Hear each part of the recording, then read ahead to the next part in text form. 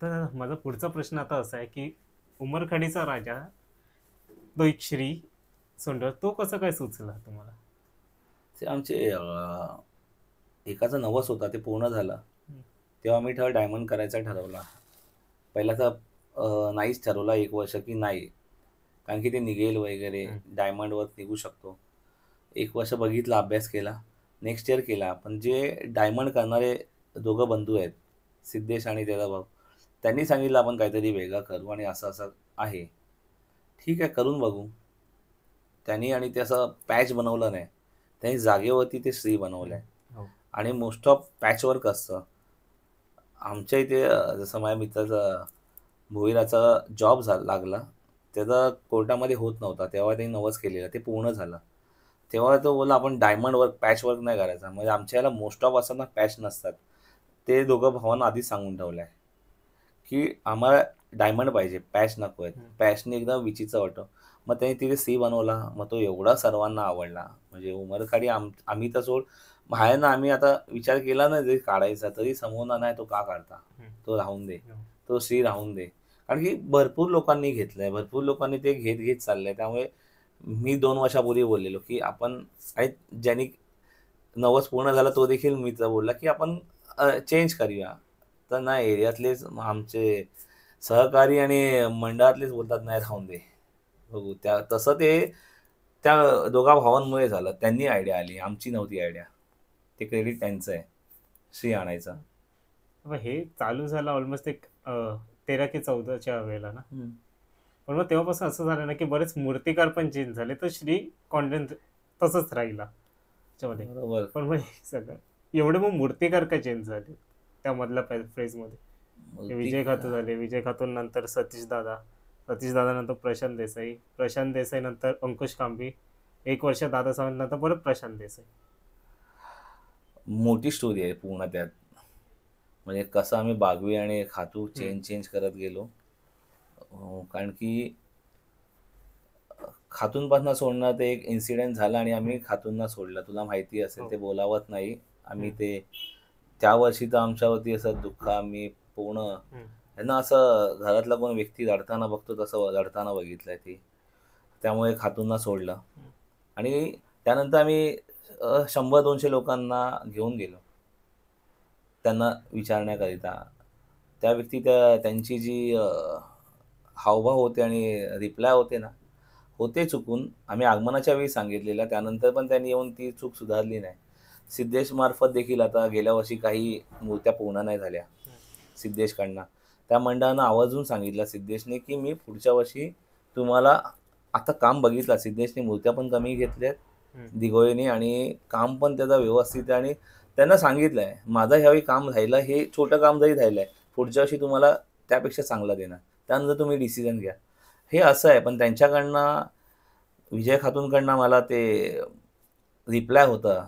श्री गोयेकर आणि सुनील म्हात्रे, आमचे गोरडे मामा, सर्व सीनियर लोकांना आम्ही घेऊन बसलो. पण त्यांचं जे रिप्लाय होतं असे त्यांची तुला माहिती आहे, ही अशी स्टाईल होती बसून आणि स्तब्ध. त्यांनी तेव्हा आश्वासन जरी दिलं असतं ना, की नाही झालं. हम्म, त्यावरती त्या वर्षी बहुतेक मूर्त्यांचं तुला माहिती असेल तर हो. काही-काही गोष्टी झाल्या. आपण बोलू नये त्या विषयावरती. त्यामुळे खातूंना आम्ही सोडलं. तो हम्म, विसर्जनाचा दिवस आयुष्यात विसरू नाही शकत.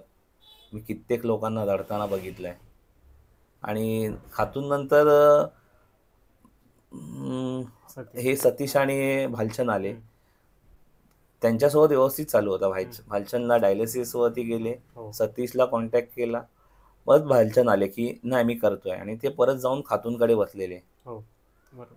की तुम्ही करता आम्ही रेडी आहोत. 2 वर्ष केला. पण भालचंद गेले विजय खातूनकडे आणि आम्हाला तिथे जे झालंय, आमच्यावरती झालंय.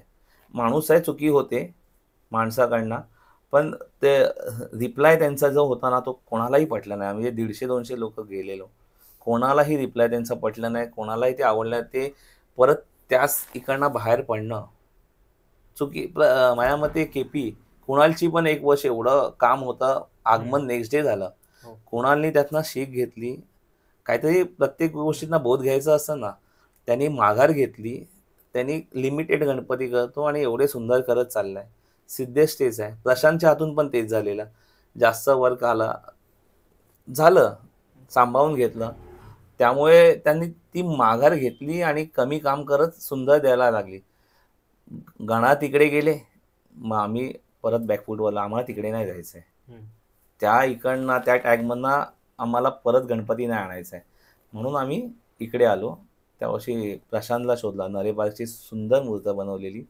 प्रशांतसोबत मीटिंग झाली रिजॉईसमध्ये. नंतर आम्ही स्केच घेऊन वगैरे बोलवलं आणि नंतर प्रशांतचा प्रॉब्लेम झाला.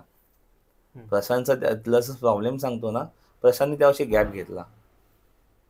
मंडळ त्यापासून लांब नव्हतं, याला प्रशांतने गॅप घेतला 19ला. हां. मग तेव्हा एवढ्या 2 सुंदर मूर्त्या दिल्या. नरे पार्कमधली मूर्ती, त्या मंडळाने आम्हाला जी तिथे मदत केली मंडप बांधण्याकरता, आणि ते खूप चांगलं मंडळ आहे, खूप सहकार्याची भावना असते आमच्यासोबत आणि आमचं. तर तिकडनं मूर्ती आली, ही शेषनागाची एवढी सुंदर मूर्ती आली. आम्ही नाही बॅकफूटवर आलो. प्रशांतचे प्रॉब्लेम झाले, प्रशांतनी माघार घेतली, म्हणून आम्ही अंकुश कांबळेकडे गेलो.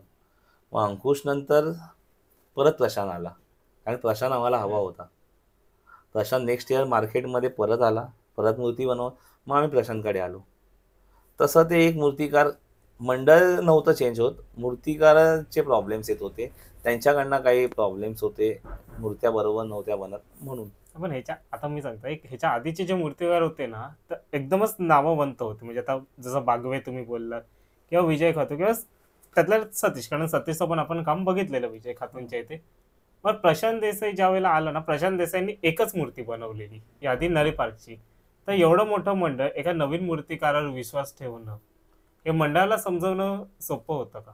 नव्हतं सिनियर लोकांना, पण सांगितलं ना, बागवेंचं नव्हतं, लांबच गेलेले. बागवेंपासून मंडळ, खातूंचं असं झालं जे मंडळ प्रसंग उडवला.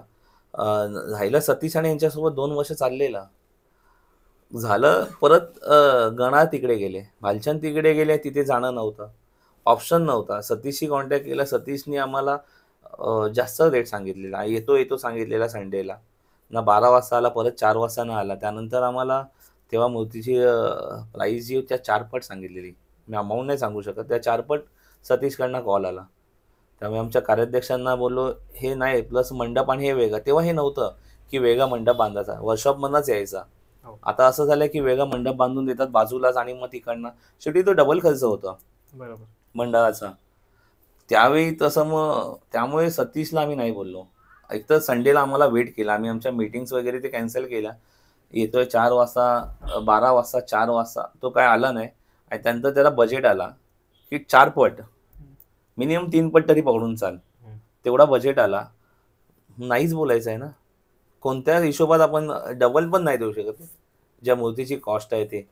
त्यामुळे आम्ही प्रशांतकडे गेले तेव्हा ती संकल्पना कोणी सुचवलेली, ती उंदरांची, ती प्रभाव उंदरांची, प्रशांतकडे पहिली मूर्ती होती ना, ती उंदरांची ना, 2 मोठे उंदीर होते ते.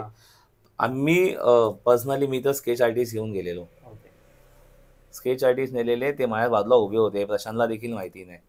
आणि आम्ही सर्व बोलून आलेलो, आमची पूर्ण टीम जाऊन आधीच उभे राहिले आणि बोलणं झालं. त्यांनी स्केच दाखवला, आणि प्रशांतचे जे स्केच होते ना, हे शेष नागवाला आणि उंदीरवाली, तो स्केच आर्टिस्ट मला बोललो, का आला रे गरुड, माहिती आहे गरुडला, माहिती असेल.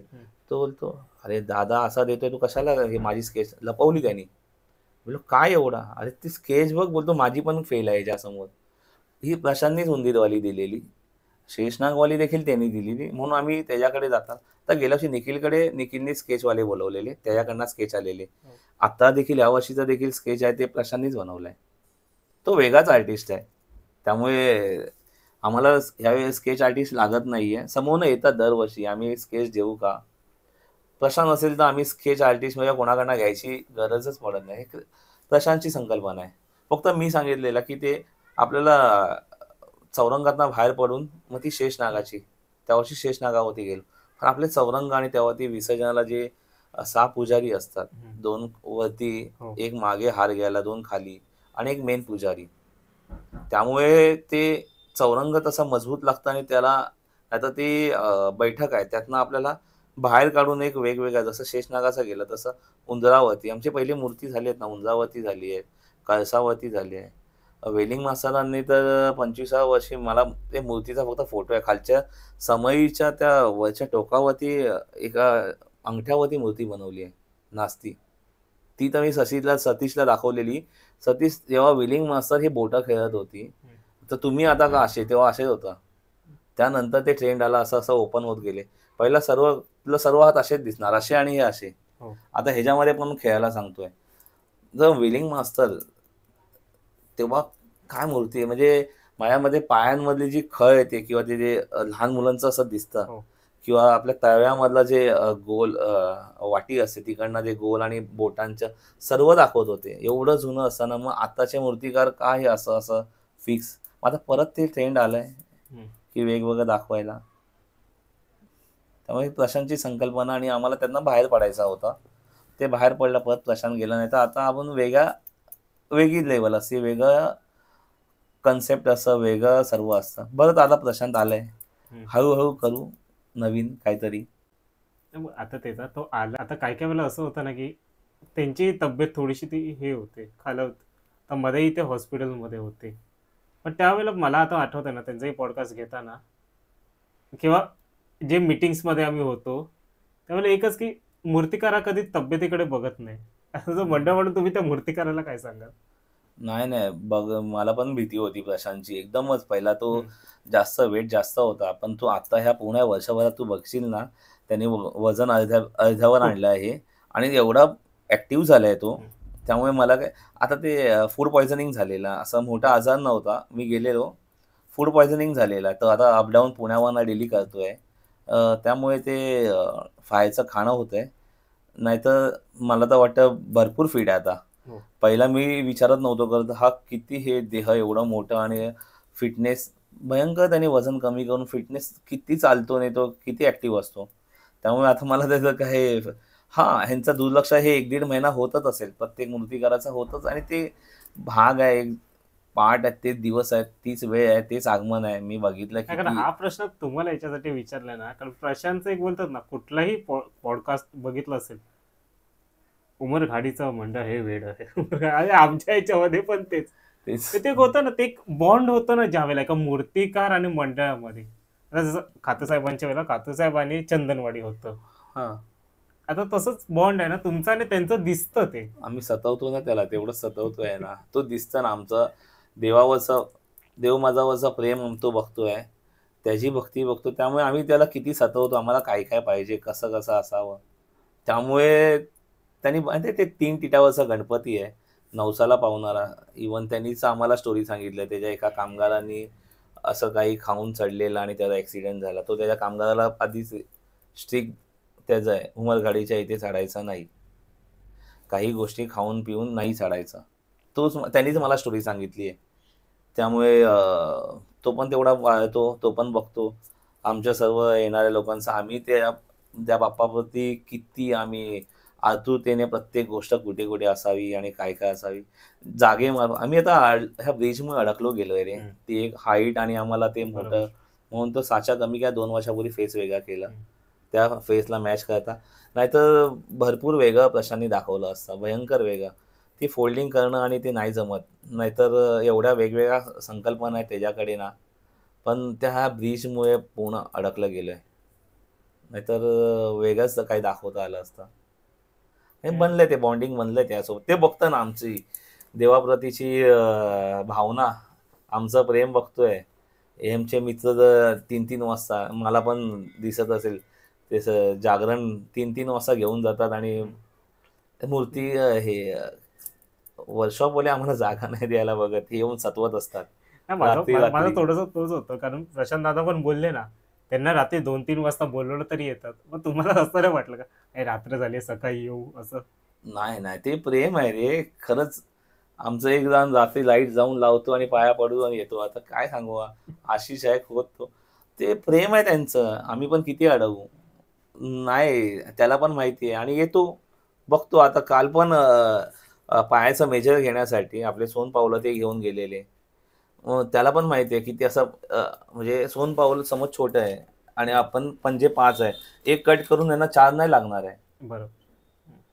आमचं पहिल्यापासून हेच आहे उमर काडीचं. आमच्या पूर्वजांनी जे पहिल्या लोकांनी केलंय की नाही, 5 भले हा बोट छोटा असावा पण 5वा बोट असला पाहिजे. सोनपावलाखाली काय दिसतो रे, जाऊन दे 4. नाही, त्याला देखील माहिती आहे ह्यांना 5वा बोट लागणार आणि तो देखील देणार. पहिलं कसं होतं, आपण पाठीमधनं आणि डोक्यामधनं रॉड टाकून आपण मागे आरसला सपोर्ट द्यायचो. हो. आम्ही आमचा चौरंग एवढा मोठा केलाय, ट्रॉलीची साईज मागून वाढवली आहे आणि त्या आरसला मागून सपोर्ट. पूजेची एकच मूर्ती आहे आपली, त्या एकाच मूर्तीमुळे आपण मागचा रॉड पाठीतला काढून टाकला. जसं आम्हाला समजतंय की शास्त्र आणि हे डोक्यातला रॉड नाही पाहिजे. प्रभावाला मागून सपोर्ट द्या, नाहीतर काही करा.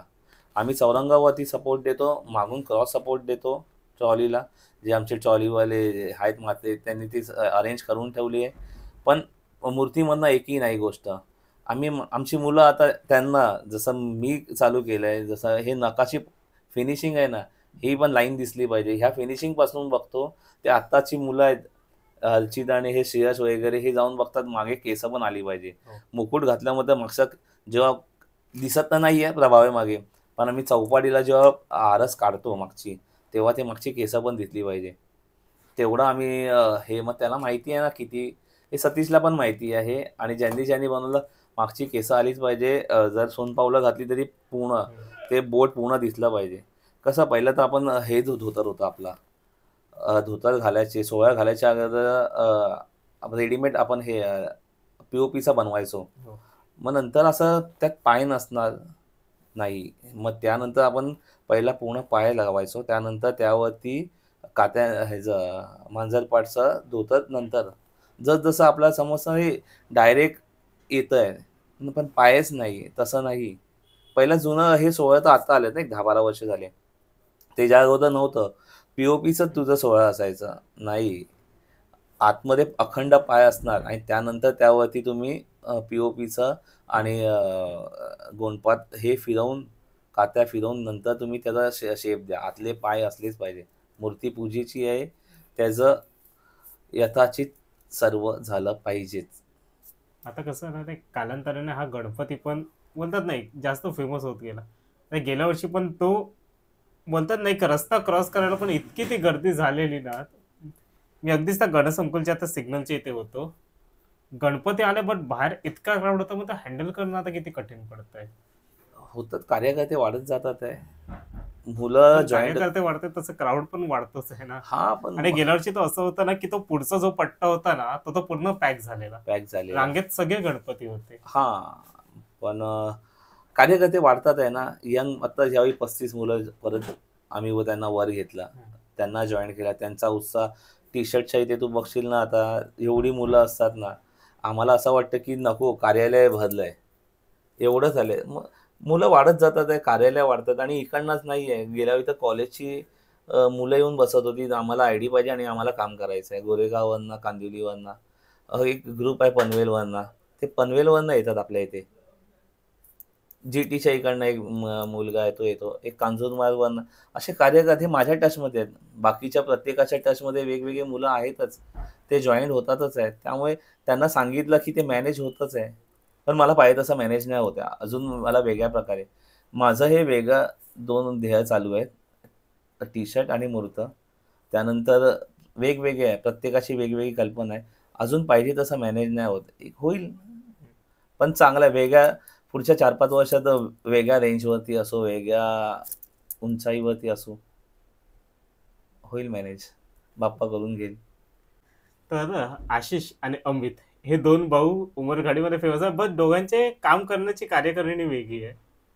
दोघं मॅनेज कसे करतायत?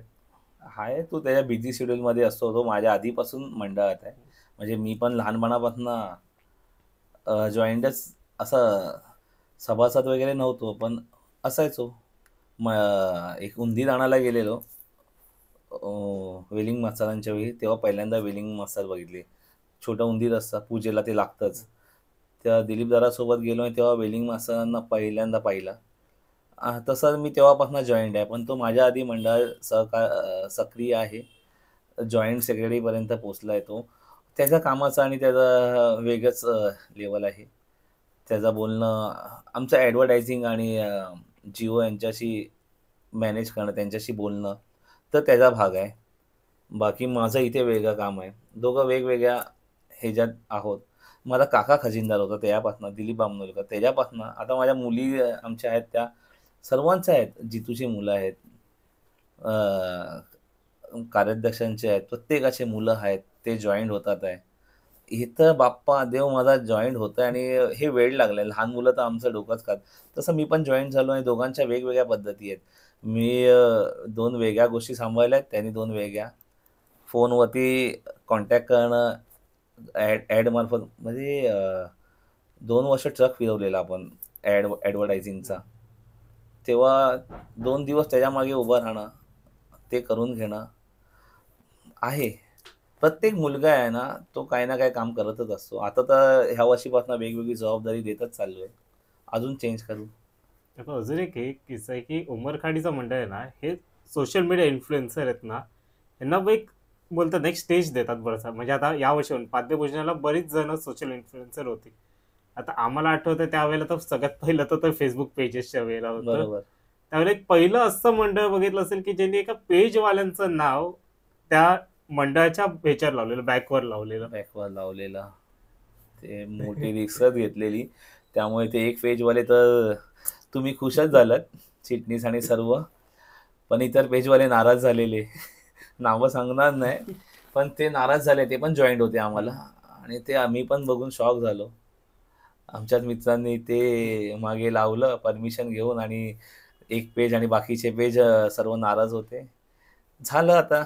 पण नाही त्यानंतर असं आहे, आता इतर पेज आणि पेज राहिलं साईडला. त्यांच्या सुखदुःखात आणि त्यांच्या प्रत्येक गोष्टीत आपण ते पण कुठेतरी जॉईंट आहेत मंडळाला आणि ह्याला. त्यांच्या प्रत्येक ह्याच्यात जॉईंट आहेत आम्ही.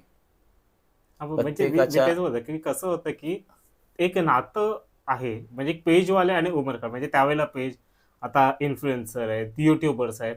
म्हणजे ते कसं असतं म्हणजे दरवेळेला ते बोलतात ना, सोशल मीडियाचा पार्ट आणि उमरखाडीचा राजा, ते एक नातं झाले आता. असलंच पाहिजे ना. ते ओळख तुझी माझी ओळख पण तशी बाप्पामार्फतच झाली हो. ना.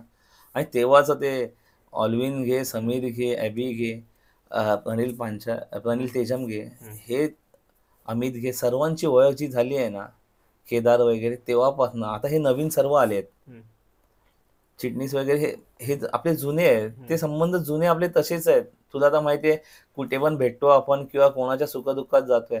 आता जे नवीन आल्यात त्याच्याबरोबर सोबत हे आहेत ना, स्वप्नील आहे आणि श्रेयस आहेत. हे लोकं अटॅच आहेत. हम्म, हे लोकं त्यांच्यासोबत आणि ते देखील आपल्या बाप्पासाठी काम करतात हम्म. आहे. मग त्यांच्यासोबत आपल्याला त्यांना तेवढा वेळ देणार, त्यांना मंडळात आला की त्यांचा सत्कार करणं आणि काय असतं बाप्पा आमच्याच बाप्पाचा, माझ्या बाप्पाचा, माझ्या देवमाताचं ते काम करतात आहे. तर नातं होणारच आहे. ते भावाचं, मैत्रीचं होणारच आहे आणि देणार. देव माझा उमरखाडीचा राजा ह्या प्रत्येक इन्फ्लुएन्सर झालं का पेजवाला झालं, त्यांना सांभाळणार, त्यांना तेवढा मान देणार. आम्ही नसो किंवा चुकीने गडबडीत राहू शकतो, हे पण सांगतो. त्या गडबडीत पण नाही. आमच्या मागची जे येणारी पिढी आहेत, हे देखील त्यांना तेवढं सांभाळतात, त्यांना जपतात आणि त्यांना मान देतात. कारण की ते माझ्या देवमातासाठी आले आहेत. ते मंडळात आले, ते आगमनाला आले, ते विसर्जनाला आले का ते तराफ्यावरती आणि त्या बोटीत आलेले प्रत्येक व्यक्तीला आम्ही तेवढा रिस्पेक्ट देणार. हां, कमी जास्त होऊ शकतो आणि कधी-कधी दुर्लक्ष होऊ शकतो. पण दुर्लक्ष नसतं ते. राहून गेलं किंवा गडबडीत पण देणार. कारण आता असं नाव घेऊनच बोलतात, काही काही वेळेला कसं होतं माहिती आहे, सोशल मीडियावर पण आहे ना, काही काही वेळेला ती गोष्ट नाही आली ना, तर लोक पण कमेंट करतात. आता एक अगदी नाव घेऊन जातो, मुंबई अट्रॅक्शन आहे युट्यूबचं, हां, त्याच्या याच्यावर पण बरेच कमेंट आली, उमरखाडीची व्हिडिओ कधी पडणार, उमरखाडीची व्हिडिओ कधी पडणार. ओके. मग ते असं होतं ना की एक ते बॉन्डच असं पब्लिक बरोबर, काय काय वेळेला इन्फ्लुएन्सर राहतो बाजूला, पब्लिक बरोबर तो बॉन्ड इतका जुळतो ना की ती गोष्ट हवीच असते आपल्याला. हवीच असते. तो स्वतः देखील म्हणजे ते एवढा महागातला 1.5-2 लाखाचा कॅमेरा आणि हे घेऊन कोणी तेव्हा आलं नव्हतं. हम्म, सर्वात पहिला ते विमल शाह ते लोकं आलेले, तो आलेला आणि त्याला मी बघितलं 3-3 तास असाच पकडून. तो आला, त्याच्या व्हिडिओ पडायला लागल्या. त्या 2.5 करोडपर्यंतचा क्रॉस झाला विसर्जनाचा त्याचे व्हिडिओज. आता हम्म, परवा पण आलेला. 2 वर्षांनी हम्म, मध्ये आजारी होता किंवा हम्म. कनेक्ट नव्हता. पण तो आला.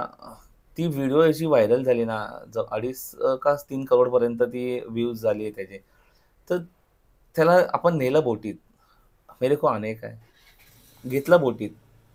त्यांनी शूट केलं, नंतर 2 ते 3 वर्ष केलं, नंतर बरेच जण आले. हम्म. ह्या वर्षी पण बरीच टीम आहे की विसर्जनाला आत यायची. आता आपल्या बोटीज पण वाढतात आहे, त्यांच्यासाठी आपण एक वेगळी बोट करतो. त्या अख्ख्या टीमसाठी आपली एक वेगळी बोट असते आणि त्यांच्यामार्फतच आपण ते शूट, त्यांना तराफ्यावर नाही नेत, ते रिस्क आहे आणि बरोबर. त्यासाठी मंडळाचे वेगळेच आहे, वेगवेगळी कमिटी आहे, तसे ते तराफ्याचं वेगळंच आहे. आणि ह्या बोटीसाठी बोटीचं काम मी बघत असतो. तिथे ह्या ह्या लोकांना थांबवणं आणि ह्यांना अरेंज करणं, लास्टपर्यंत नेणं आणि सोडणं हे माझ्याकडे असतं. तर दादा येऊया आता विसर्जनाला. कसं आहे माहिती आहे, आता बरेच मंडळ आहे ना सकाळची वाढलेली आहेत विसर्जनाच्या वेळेला. आणि ओके. बरीच मंडळ ही एक्स्ट्रीम लेफ्टला जातात, म्हणजे जिथे आदल्या दिवशी छोटे मूर्तींचे विसर्जन होतात ना हम्म. तिथे उमरखाडी असेल किंवा आपलं हे आपलं गिरगावचा राजा किंवा बाकी एक क्वचितच मंडळ आहे जे एक्स्ट्रीम राईटला जातात, जिथे मोठ्या मूर्त्या होतात. हा. तुम्हाला कधी लालबागच्या राजाच्या साईडला जायसारखं नाही वाटलं का, की जिथे फेम भेटलं असतं अजून? फेम आहे बट अजून फेम वाढलं असतं तिथे. तेच बोलायचं होतं तुला. उमरखडीला फेमची गरज आहे का? तूच मला उत्तर दे. हाय, वेगळं आहे, पहिल्यापासून वेगळं आहे आणि गरज नाही आहे. मला वाटत नाही फेमची अजून गरज आहे. आपण आपली ओळख वेगळी ठेवली आहे. लाईटचा बादशाह, जे आमच्या पूर्वजांनी लाईट्स दाखवली. लोक वाट बघायची लाईटसाठी, त्यानंतर फुलांच्या डेकोरेशनसाठी वाट बघायची. तू जसं नाही ते लाईट्स आली की दिसायचा, फुलांचा गणपती आला की दिसायचा, तसं तर फेमची गरज काय आहे? आपली ओळख झाली आहे, आपलं नाव झालं आहे, त्यामुळे वेगळ्या ओळखीची गरज नाही आहे. आपल्यासाठी पण गिरगावामध्ये गुजराती, मारवाडी आणि प्रत्येक समाज, आपला हिंदू समाज उभा असतो आपल्या गणपतीची पण वाट बघत, एक वेगळी ओळख आणि एक जुनी ओळख घेऊन किंवा नवीन काहीतरी घेऊन. मग कशाला, आपण आपली वेगळी ओळख बनवली आहे आणि तशीच ठेवू परंतु आपण. नाही, पण मी काय, माझा प्रश्न तोच होता की तुम्हाला नाही वाटलं का की तिथे जायला मंडळाचा कार्यकर्ता म्हणून? गरजच नाही वाटत ना, मी तुला तेच सांगतो ना. आम्ही ओळख बनवली आणि ओळख आहे, तर गरज काय? ज्यांना गरज आहे ते जातील, आपल्याला नाही जायचं आहे. आणि बाप्पाचं विसर्जन मेन आहे आम्हाला. विसर्जन पहिला, फेम नंतर आहे. पहिला विसर्जन, ते ओटी आणि भरती दोन्ही. तेव्हा टायमाला भरती होत असते आणि त्या टायमाला आपल्याला सर्व उत्तर पूजा करून, त्या तिथे आरती करून त्या लेवलला नेऊन ट्रॉली ठेवायची असते. मग त्यात येणारे सर्व इतर गणपती आणि ते साईडला करून तिथे ट्रॉली नेऊन त्या भरतीप्रमाणे तराफ्यावर चढवायचा आमचा मेन उद्देश असतं. ना की तिथे 3-3 तास, 2-2 तास थांबून फेम मिळवायचा. झालं, 10 दिवस झाले, आगमन झालं, विसर्जन पण जोरात झालं. आता चौपाटीवरती नाही, भरपूर फेम भेटलंय, भरपूर विसर्जन आपण केले आहेत आणि चांगल्या प्रकारे झाले. नाही, नको, गरज नाही, उमरखेडीला गरज नाही फेमची. पण उमरकाडीला फेमला गरज नसली, मी परत तेच विचारतो ना, कार्यकर्ता म्हणून तुम्हाला पण नाही वाटत होतं का? आता नाही नाही, ना, पहिल्यापासूनच नाही. पहिल्यापासूनच हे नाव असं. मी उमरखेडीत जन्माला होते, मला अभिमान आहे. मला इथे दुसरीकडे कुठे व्हायची गरजच नाही वाटत आहे की मी ह्या इथे असतो तर, मी त्या तिथे असतो तर. आपण एक लालबाग परळ सोडून अशा वस्तीमध्ये तिथे इतर समाज पण आहेत, तिथे आपण आपली ओळख बनवली आहे. मग तिथे आपण ओळख बनवली आणि ओळख वाढत आहे, तर गरज काय आहे? आमच्या सिनियर लोकांनी जी बनवली आहे, आम्हाला ती अजून वाढवायची आणि आम्ही वाढवतोय. त्यासाठी आपण कुठे त्या साईडला जावं, ह्या साईडला जाऊन आपली ओळख वेगळ्या प्रकारे करता येते आणि केली आहे आणि करतोच आहे ना. गरज नाही वाटत आहे वेगळी ओळखची. आपण आपली वेगळी ओळख करू, त्या फेमची गरज नाही. आता विसर्जन पूजेची मूर्ती, आता सगळ्यात रिस्की पार्ट तोच असतो, तो गणपती ट्रॉलीवरून तराफ्यावर ठेवणं. त्यात पण जी सकाळची जे लाटा असतात ना, ते जास्तच अग्रेसिव्ह असतात असे बोलू शकतो. बरोबर. तो कोऑर्डिनेशन कसं होतं तुमचा आणि कोळी लोकांचा त्यामध्ये? तो तर मला आता इझी पार्ट वाटतो, तराफ्यावरचा इझी पार्ट वाटतो. ह्याच्या अगोदरचा होता, जसा आपण त्या आपल्याकडे शूट्स नाही आहेत. गणपतीच्या मागे आपण 3 टायर ट्यूब लावायचो, एक एक्स्ट्रा ठेवायचो आणि आपण एवढ्या लांब जेवढा तराफा जातो तिथपर्यंत आपण ती टायर ट्यूब सोडून विसर्जन करायचो. ते डिफिकल्ट होता. तेव्हा आमची वेगळी टीम होती. राजवाडकर, भोलाबाई, गणेश मात्रे, ते वॉचवाले होते आमचे. मला काही नाव नाही आठवत आहेत. हे लोकांची एक वेगळी टीम असायची. ते एरिया सुटला ना की आराम करायचे. सर्व ते चेंजेस करून दुसऱ्या दिवशी चौपाटीला खास त्या विसर्जनासाठी यायची. ती आपली वेगळी टीम. ते लोक असायचे. ताराफावर आल्यापासून त्यांचं वय पण झालं. हे तर इझी आहे, म्हणजे ते आम्हाला एकदम ताराफ्यावर नेणं, एकदा असं गेल्या वर्षीची व्हिडिओ बघशील ना, असं एकदम स्मूथ असं वाटतं तू खाली काय चाक लावल्यात की असं ट्रॉलीवरती गणपती ताराफ्यावरती कसा येतोय, चाक लावल्यासारखं आहे. आम्हाला इझी झालंय ते, काही नाही वाटत. कोळी बांधवांचे आमचे त्यांना कोणाची गरज नाही लागत ॲक्च्युली. त्यांच्याकडे तेवढी मॅनपॉवर असते स्टार्टिंगला खेचायला. पण आमची त्यांना मॅनपॉवर भेटल्याने एकदम स्मूथ. गेल्या वर्षी तुला व्हिडिओ पाठवेल बघ, एकदम स्मूथ आला. मी तर बोटीमध्ये होतो तिथे ह्यांचा हे करण्यामध्ये. गणपती तिकडनं बघितला ते शूट करण्यामागे. असं स्मूथ आलं एकदम. त्यामुळे कोऑर्डिनेशन आणि पूर्ण टीम आहे रे. ती पूर्ण टीम आहे, ती पूर्ण मुलं आहेत आणि आम्ही नाही सांगतोय तरी ती मुलं आमची तिथे भिडतात. ते तिथे वाजवायला उभे असतात, ते तिथे नाचायला उभे असतात. ते वाजून वाजून डान्स करून ते ताराफा येईपर्यंत वाट बघतात, ते स्वागत करतात. आगमनाला पण निरोप देत आणि येताना पण बाप्पाचं स्वागत वाजवून आणि जाताना पण वाजत वाजत करताना ती मुलं ऐकतच नाही. आम्हाला 20 मुलांची गरज आहे, 200 मुलं उभी असतात तिथे खेचायला. आम्हाला लांब घ्यावं लागतं की गर्दी एवढी आहे ना की तुम्ही लांब अशी खेचायला भेटत नाही का, मॅनेज करायला भेटत नाही. टीम आहे, काही नाही, स्मूथ होतं एकदम, काही गरज नाही. आता तो गणपती आहे ना पुढे जातोय आणि शेवटी विसर्जनाचे ते एक तो शेवटचा आपण धक्का मारतो गणपती पाण्यामध्ये, तेव्हा एक कार्यकर्ता म्हणून तुमचं काय भावना असते एवढं? आता बोलतात ना, प्लॅनिंग पासून मूर्तिकारासोबत प्लॅनिंग करणं, तो तराफा, हा अख्खा प्रवास. एक आनंद असतो की हे कार्य निर्विघ्नपणे संपलं आणि हास्य पण असतं आणि पुढच्या वर्षाची आस पण असते. आता हे म्हणजे त्यानंतर तो मधला प्रवास बोलतो, तो तर आनंदात गेलेला असतो रे. ते 24 तासाची मिरवणूक, ते आनंद आणि बाप्पाचा आपण तराफ्यावरनं पूर्ण विसर्जन केला, सुखरूप झालं, आनंद असतं. त्यानंतर जेव्हा तू जे आमचा मंडप नंतर तसंच असतं, त्याच्या अंधारात ते दिवस जात नाही.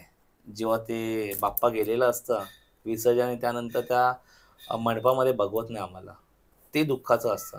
त्या दिवशी तर आनंदच असतं, बाप्पा आलं आणि आपण त्याचा यथासांग पूजा आणि सर्व करून विसर्जन केलं.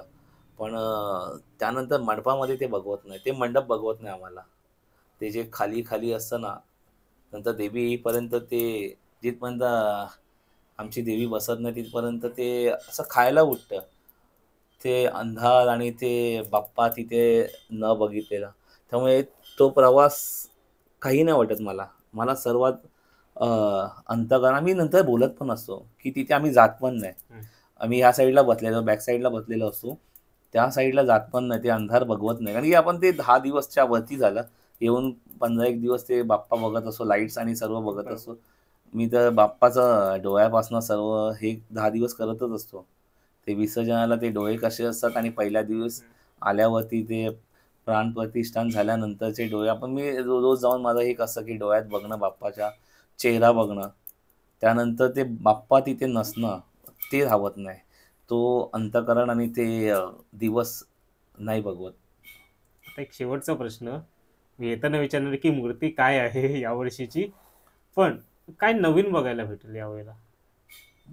नवीन प्रभावीमध्ये काहीतरी नवीन आणायचा प्रयत्न चाललाय. जास्त नाही, थोडाफार बदल आहे. प्रभावीमध्ये थोडंसं प्रशांतनी सांगितलंय, त्यामुळे आम्ही ते फायनल केलंय. थोडाफार बदललंय. मोठं असं बदल नाही बघायला भेटणार आहे. प्रभावीमध्ये हवे थोडाफार चेंजेस आहेत. डेकोरेशन. डेकोरेशन शीश महलचा चाललाय प्रयत्न, वा, बघू. ठीक आहे. तर धन्यवाद दादा, इतकं तुम्ही आम्हाला एक वेळ दिलात त्याबद्दल आम्ही तुमचे आभारी आहोत. आणि हा, आगमन विसर्जन पूर्ण आपण यावर्षी कव्हर करू. नक्कीच नक्कीच. तू एवढा वेळ दिला आणि मंडळाला पहिला बोलवल्याबद्दल तुझं धन्यवाद. तुझ्या पेजला सर्वांनी सबस्क्राईब करा, फॉलो करा आणि असंच आमच्यासारख्या इतर मंडळांचा पण तुला साथ लाभो आणि त्यांच्या पण अशा ज्या न माहिती असलेल्या गोष्टी सर्वांपर्यंत तुझ्यामार्फत पोहोचू. तू देखील एक बाप्पाचं आणि सर्वांचं काम करतोय. तुला देखील शुभेच्छा. All the best. जय धन्यवाद. गणेश, जय जय श्रीराम. इतकं बोलून मीही आपली रजा घेतो. जय हिंद, जय महाराष्ट्र. योगेश, मंडळाकडनं एक छोटीशी भेटवस्तू आणली आहे. प्रेमाचं प्रतीक. माझ्या मते ते तू स्वीकारावं. धन्यवाद. ओपन तसं कर. पण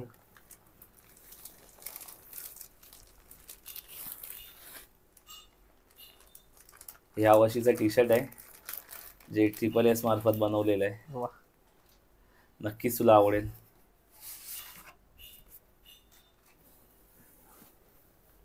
सुंदर. गणपती बाप्पा मोरया मंगल मूर्ती मोरया. उमरखाडीच्या राजाचा विजय असो. सुंदर सुंदर ती. ह्यात पण आपण एक अरे. संकल्पना केली आहे. हे बघा, एक मिनिट, वरती हिंदूही लिहिलेलं आहे. गरज आहे, काळाची गरज आहे.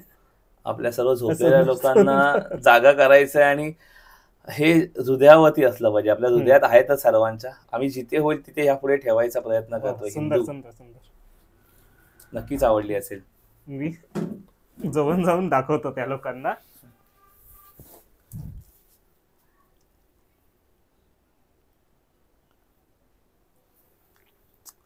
सुंदर झालंय. आवडला. हो, नक्कीच. हेच सांगण्याचा आणि- प्रयत्न आहे. याच्यावरती आपलं ना फॅब्रिक आणि हो. डिझाईन वरती 14 डिझाईन नंतर ही 15वी डिझाईन पास झाली आहे. तुला मी 14 टी शर्टचे फोटो पाठवेल. 14 टी शर्ट सुंदर नंतर हे केलंय. हे पास व्हायला आम्हाला 1.5 महिना लागला, म्हणजे 1.25 महिना लागला पूर्ण टी शर्ट बनायला. त्यानंतर ही टी शर्ट बनली आहे. हे हिंदू नाव इथे घेता नव्हतं इथे हातामध्ये. हम्म. मग ते यावेळी कॉलरमध्ये आपण घेतलं. हो. गेल्या वेळी हातावरती होता आणि बहुतेक हे तसंच जाईल कायम. ठीक आहे, धन्यवाद. स्वीकारल्याबद्दल धन्यवाद. जय गणेश.